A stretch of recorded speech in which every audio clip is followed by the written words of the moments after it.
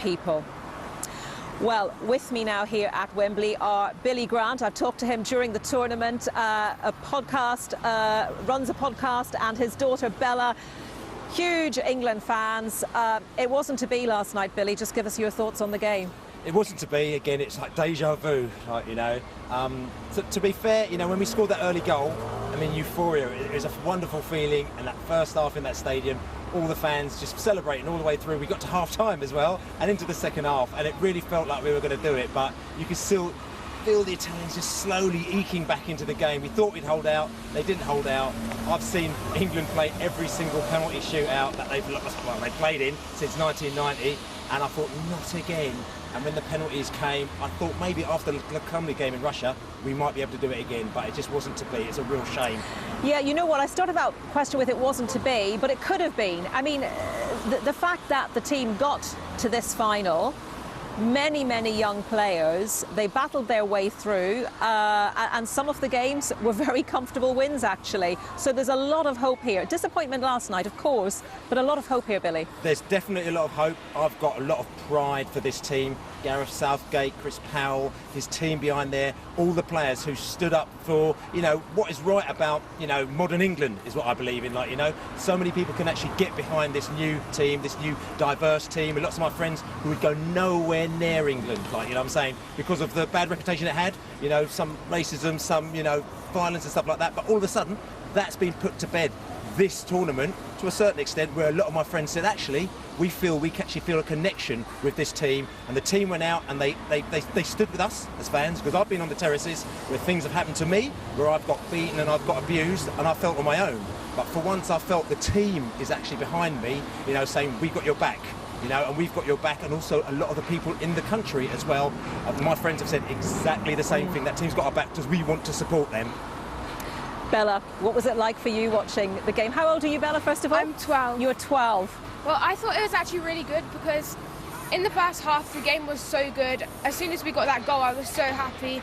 The atmosphere in the stadium was so good. But as soon as we went into the second half, I was a bit nervous, and Italy kept on attacking. And when that goal went in, I was really scared, and the penalties, they were just terrifying. Oh, yeah, I think that's a very good word to sum up how so many of us were feeling last night, terrified. Just what must it have been like for the players? So football's in the blood, with your dad doing what he does, I guess that's a given? Yeah, my whole life I've been in football. Ever since I was 5 months old, I went to my first football match, and yeah, my whole life I've been listening to him doing podcasts, listening to him being on the news, so I think I'm kind of natural. And what does this team and what they represent mean to you, Bella? Well, they mean a lot because they're really diverse, first of all. We have black players, Asian players, loads of different cultures, and the fact that they're so good, the fact that they've got to the final of the Euros is just amazing, and they mean so much to me because they change my mood. Like, if they win, I'm really happy. If they lose, I'm really sad, and they mean so much to me. Oh, ambitions to play for England's women? Yeah. She plays football, actually, like I said to you, every week. Yeah, let me know about your footballing ambitions and what you do currently, Bella. Well, I play for 2 clubs, and Who are they? Barnet Nightingales and Millfield Lionesses, and I play as a central mid or a centre back or a right back or a left back. I'm kind of a defensive kind of player, and I hope to play professional football or to go into football coaching or managing or something like that. So this tournament must feel like a real boost to you and your ambitions. It must really drive your ambitions forward. Yeah, it does, because when you watch the game, you become better at it, because you can analyse the game, and then you know what pass to make when you're playing.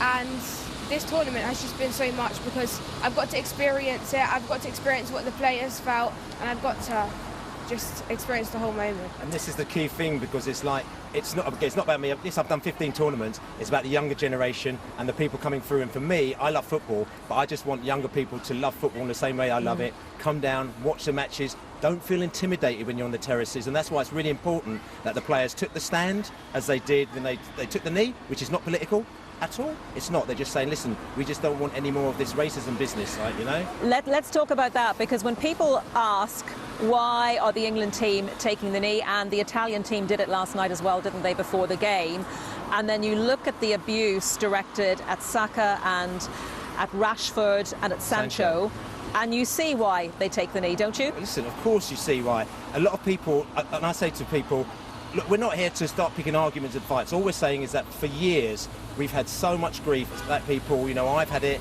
my friends, so many people, and we've found a way to actually just show the world that we are telling them that we're not happy with certain things. And that symbol is taking the knee, which was taken by Martin Luther King in 1965, Selma, walked from Selma to Montgomery. The police blocked them off.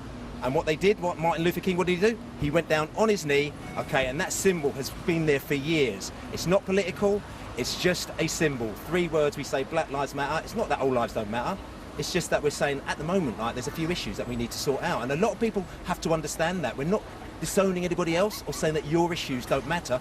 Listen, there are other issues that matter, but at this moment, we're concentrating on this. When we sort that, we can sort this out as well. So do you understand what I'm saying? This to me is so important. And then players taking that stance and elevating the cause, which never used to happen before.